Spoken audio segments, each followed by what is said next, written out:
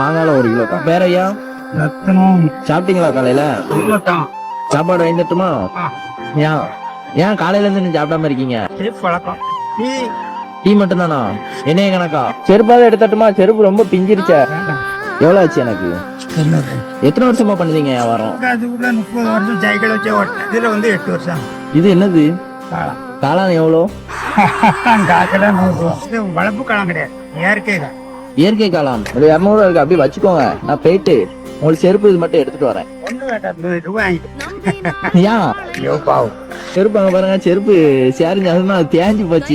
ஒரு சைடு பிஞ்சிடவே செஞ்சு செலவுக்கு வச்சுக்கோங்க. பேரம் தான் சும்மா செலவுக்கு வச்சுக்கோங்க. ட்ரெஸ் இல்ல இருக்கட்டும், நீங்க சொன்னதே போதா. செருப்பும் ட்ரெஸ் எதுவும் எடுத்துட்டுமா? ஒண்ணு வேண்டாம், நீங்க நல்லா இருந்தா சொல்லலாம். பையங்க எல்லாம் இருக்காங்களா? நல்லா இருக்காங்களா? அவங்கதான் இதை பூரா இறக்கிட்டுறாங்க. இந்த வயசுல உழைக்கிங்க, எனக்கு சந்தோஷமா இருக்கு.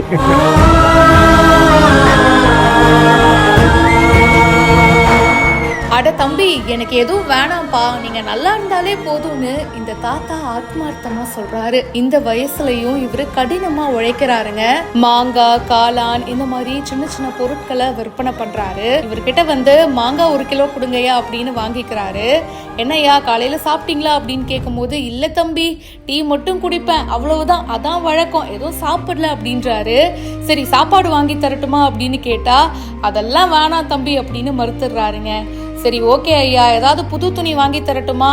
உங்களோட செப்பல் ரொம்ப பிஞ்சு போச்சு பாருங்க, உங்களுக்கு ஒரு புது செருப்பு வாங்கி தரேன்னு இவரும் அவருக்கு உதவுறதுக்கு ட்ரை பண்றாருங்க. ஆனா அந்த தாத்தா மறுத்துடுறாரு. வேணாம் தம்பி, நீ கேட்டதே எனக்கு போதும், எனக்கு வேற எதுவும் வேணாம், நீங்க நல்லா இருங்க, அதுவே எனக்கு சந்தோஷம்தான், எனக்கு எதுக்குப்பா புது செருப்பு அப்படின்னு சொல்றாரு. அதுக்கப்புறமா காசு கொடுக்குறாருங்க. மீதி காசை நீங்களே வச்சுக்கோங்கயா அப்படின்னு சொன்னா, அதுக்கும் எதுக்குப்பா இப்படிலாம், நான் வேணா மீதி காசு தந்துடுறேன், அதெல்லாம் வேணாம்ப்பா அப்படின்றாரு. சில பேரோட மனசுலாம் பாத்தீங்கன்னா, நம்ம எவ்வளோ கொடுத்தாலும் பத்தவே பத்தாது, இன்னும் வேணும் இன்னும் வேணும் அப்படின்னு சொல்லி கேட்டுக்கிட்டே இருக்கோம். ஆனா இந்த மாதிரி சில மனிதர்கள் பாருங்க, இவங்கள மாதிரிலாம் பாக்குறது ரொம்பவே அபூர்வங்க. வயசான காலத்துல கஷ்டப்பட்டு உழைக்கிறாரு. சரி அவருக்கு ஏதாச்சும் உதவி பண்ணலாம் அப்படின்னு நினைச்சா, உதவிலாம் எனக்கு வேணாம் தம்பி, நான் உழைச்சு சாப்பிட்டுக்கிறேன் அப்படின்னு மறுத்துடுறாரு. இந்த வீடியோ இப்ப சோஷியல் மீடியால நிறைய பேருக்கு ரொம்ப பிடிச்சிருக்கு.